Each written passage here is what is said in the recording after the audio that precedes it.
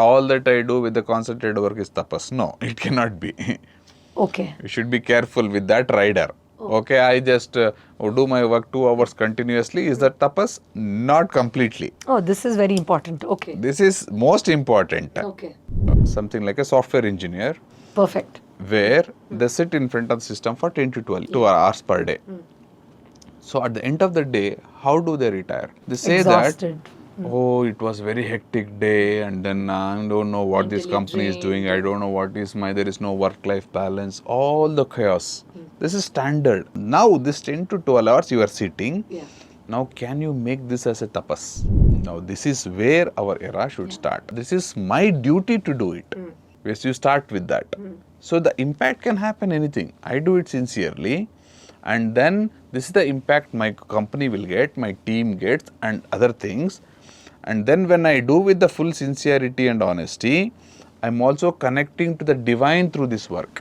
Now this is what becomes tapas. Now you put it yourself in the yoga asana posture, breathing well, with the mind clarity, then offering everything to that highest knowledge, and then you gain knowledge out of it. Don't judge people based on what they talk. This becomes tapas. Today this is how we are to do. Namaste viewers. Have you ever engrossed yourself in any activity so deep that you felt that this was no less than a tapas? Is it necessary that we have to perform tapas in a secluded place like those sages, or can tapas be inculcated in our daily activities, in our very work or profession that we are practicing? So today, let's understand the word or the concept tapas from our expert, Dr. Nagendra sir, a Vedic scholar and a medical doctor. Doctor, welcome to our show. The word tapas has already kindled a lot of interest in our viewers, because this is something that we commonly use. If somebody is engrossed in doing something, we say, oh, you're doing it like a tapas. I can feel the intensity like a sage performing a tapas. So is there any predefined rules or regulations to perform a tapas, or can our daily, everyday activity or performance of our duty be called as tapas? Sorry, I'll elaborate this question a little bit more, because most often when women therapy clients come to our organization, when we give them a form to get their initial details, the occupation sometimes is left blank or put as dash. So I asked these beautiful ladies, why is this dash? So they say, I'm just an housewife. After all, I'm a housewife. Why do you want me to write something? So I say, you are a housewife. It's such a beautiful indulgence of being with your family. So why don't you proudly write it? And I sometimes go back into myself asking, why can't this be also considered as a spiritual act? And if we consider it so, we'll be proudly mentioning what we are doing. So in this context, can we understand tapas today, doctor? Absolutely. There are two things what we are practicing today and what is the Vedic concept of tapas. Yes. True. So a very simple thing is tapa means to heat. Tapana is tapasya, like what something put into heat. So what we do when something is like even cooking, when it is put heat, the fire is kindled, then what will happen to the food? All those matter, what it was like a rice, now it is cooked, it becomes anna. Okay. So with that fire, yes, it's converted into the edible form. All that cooking, the whole idea now, we can take this entire thing tapas as a cooking. You take a vessel, then put water and then rice into it, raw rice, and then you heat it. So there is a fire, there is a water, and there is a matter. Right. So it's earth component, there is a water component, and then fire. So three tattvas are very clear in that. Yes. Now, all of my dish, what I do is only these three. True. The air and then Akasha are participating but not directly. Yeah. You need the Akasha Tattva outside. Then air, of course, for the fire to burn or anything, you need that. It's a contributing, but I cannot make out. True. So, the same thing what is happening as a tapa, and it is becoming something useful and edible. Now, we'll take it to ourselves. Okay. Now, tapa, I generate heat within myself.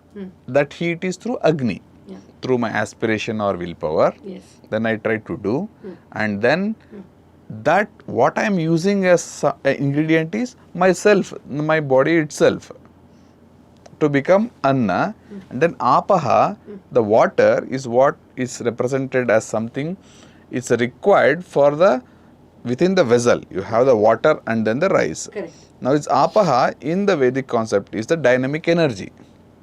Okay. So what is driving me actually? Oh, wow. Apaha, even same thing you can see when we or in the rain, like water falling down or water falls. You can feel the energy. That's a pure dynamic energy. But this is more a spiritual energy, not the physical. Okay.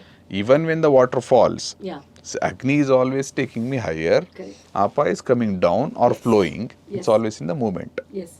So from this aspect, because we need to understand tapaha from the point of in the both sides. Okay. Otherwise, we tend to say, okay, all that I do with the concentrated work is tapas. No, it cannot be. Okay. You should be careful with that rider. Okay, I just do my work 2 hours continuously. Is that tapas? Not completely. Oh, this is very important. Okay. This is most important. Okay. Okay, you may do something. Somebody may cut woods for 5 hours, do a physical labor work. Okay. That labor work will not become tapas. Okay. Now the seed generation is for purpose of what? You cook. Okay. Then what do you do with that final dish? Do you offer it to for something higher? Oh, wow. Or you waste by giving it, you throw it out, or you give it to somebody with a full stomach, they may not eat it, they may not enjoy it, or whoever is eating what they do it. Now you offer all these things to the higher self, the supreme being, then this entire act of tapas is actually get the meaning of tapas. Wow. So I think that is why in most of our ceremonies or act, we have an initial opening mantra or a recitation and then a closing ceremony. So which will probably align us to this concept? Exactly. So you start with the Agni or even the lighting the lamp. Yeah. No, you are igniting that. And the end you say Shanti mantra so that you be going to that peace and then blissful state and then you end that. So this whole aspect, if you don't have the direction, then it is not tapas, it becomes labor work. Okay, Wow, having fantastic. said that, now coming back to what you said, anything we do is tapas with the full concentration and then with the full intent of what we want to do. And Veda is very clear, 3 things about yagna, dana, tapaha. Okay. And then Bhagavad Gita adds karma to that. You should never give up these things. Renounce them.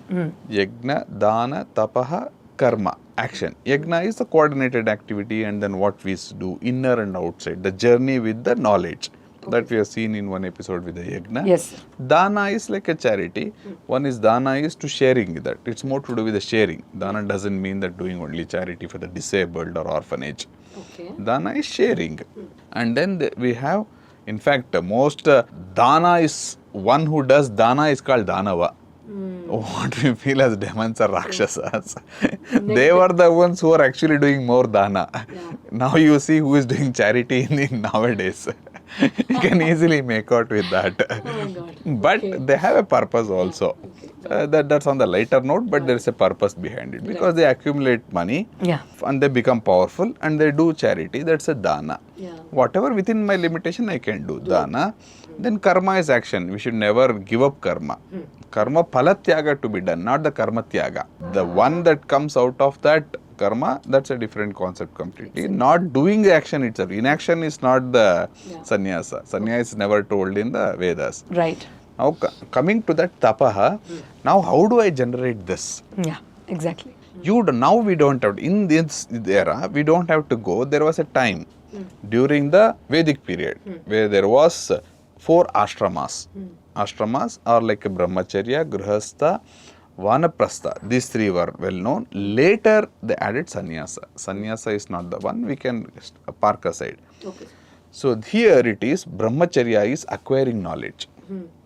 Initially, first 18-20 years. Then grihastha. Then you take the responsibility of the family and the society. Griha is something like a society representing that, where you dwell in. Yes. And then vanaprastha is maybe after your 50s, 60s. Now you have the knowledge, you have the experience, now you have the joy. Vana comes from the vana, like Udyana Vana. Vana is to have the joy, ananda of being with that supreme. Vanaprastha, you are going, that time they used to go to the forest because you have to, it was a choice. Right. And both husband and wife used to go. It is not that you go alone and then it's not like escaping. Okay. That vanaprastha, this is vana, and they used to get, and all the 3, they can do tapas. How Okay. the one action you are doing completely with that, and then dedicating everything this towards the highest knowledge, not for a gain of the smaller gains. You may get smaller gains also, but then that will not be called as a tapas. It's like something you are small work and then small gain. Okay. Small investment, small returns. Okay. Now you give up everything to this higher, then otherwise we get carried away. That's why you should not become flat saying that whatever you do is tapasya. It's not. Oh my God. Okay. Why this is important is, I'll give another example of something like a software engineer Perfect. where they sit in front of the system for 10 to 12 2 hours per day. So at the end of the day, how do they retire? They say Exhausted. that, oh, it was very hectic day, and then I don't know what this company is doing. I don't know what is there is no work-life balance. All the chaos. This is standard. And throughout the day, what they did? Meetings. In fact, some of my friends say, I don't know what I'm doing. Yeah, in fact, that's the most common answer we get. Now, now this 10 to 12 hours you are sitting. Now, can you make this as a tapas? Now, this is where our era should start. Now, you include that with your professionals. How do you do that? Now, there are many problems that comes up with the 10 to 12 hour sitting. Now, you make your body itself is such a strong one that is comes with the yoga asana. The posture in which you sit, the seat you choose, that's like ergonomics. What you are sitting, comfortable sukhasana, the body posture. For that you have to do physical exercise, then make sure the body posture is good so that you don't strain your back or lower back, neck, anything. The posture, that's a yogasana. Now you be very clear with the breathing. So now you know what you breathe in and breathe out, balancing the energy while doing the work. Now, when you are doing, you concentrate on that work completely, and then you know the purpose why you are doing that. If you don't know that, then it disturbs. Your mind cannot take it. Because you already know that it's a useless work you are doing. So then you sit for 20 hours also, there is not tapasya. It's not tapa. There is no heat generated, it's only exhaustion. That's not the heat. That's not the actual fire. It's like a wet wood. You'll get more smoke. No fire out of it. So you are still doing yagna. Now when you concentrate on that, what do I want to achieve? It is, I'm not doing for somebody else. I'm doing it for, this is my duty to do it. Yes, you start with that. So the impact can happen anything. I do it sincerely, and then this is the impact my company will get, my team gets, and other things. And then when I do with the full sincerity and honesty, I'm also connecting to the divine through this work. This The inner awareness is necessary. Yes. All this action. Now I try to come out of this. I don't know what they're doing. So what is the importance of this? No. All these are my learnings. If you really feel that you don't fit into that place, you have to come out. I would say most of us, we chose it.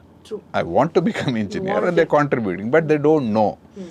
Now this is what becomes tapas. Now you put it yourself in the yoga asana posture, breathing well, with the mind clarity, then offering everything to that highest knowledge, and then you gain knowledge out of it. Don't judge people based on what they talk, and don't say that everything is politics and then they don't know bias, and then there is that you name it as professional, putting a hypocrisy mask, saying tell everything good about others. So this is a hypocrisy.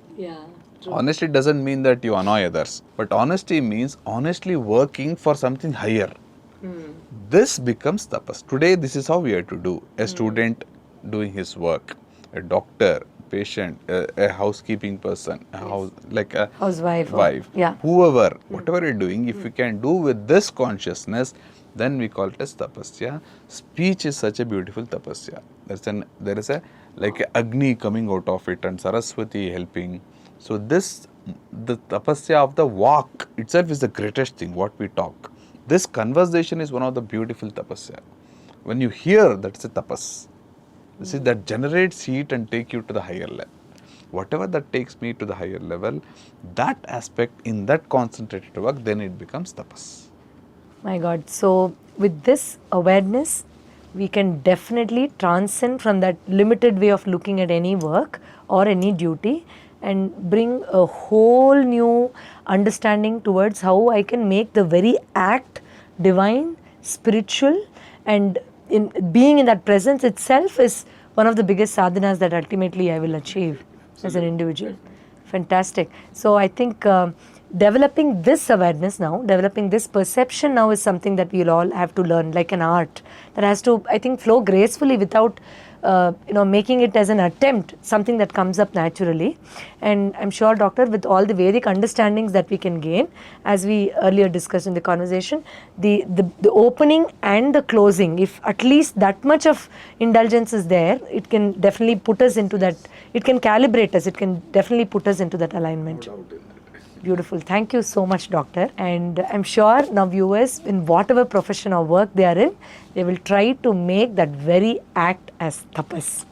If you'd like to know more such beautiful concepts, kindly post your comments. We would love to hear from you. And if you have any further queries, we have put our email ID. You can definitely ask us questions and gain deeper insights. And of course, the Sakshi organization, which is dedicated from more than 2 decades to spread Vedic knowledge, is always there. You can get into the website, know more about it, or also pick up some basic concepts with so many books that's been written by the Vedic guru, R.L. Kashyap sir, who has made it so simple for us to understand either Agni or Saraswati or Indra. Or I remember there are a couple of books that sir has written about the essence of deriving the joy from work. Yes. So I think all that will help us to gain deeper insights as to how gracefully we can make the very work as tapas.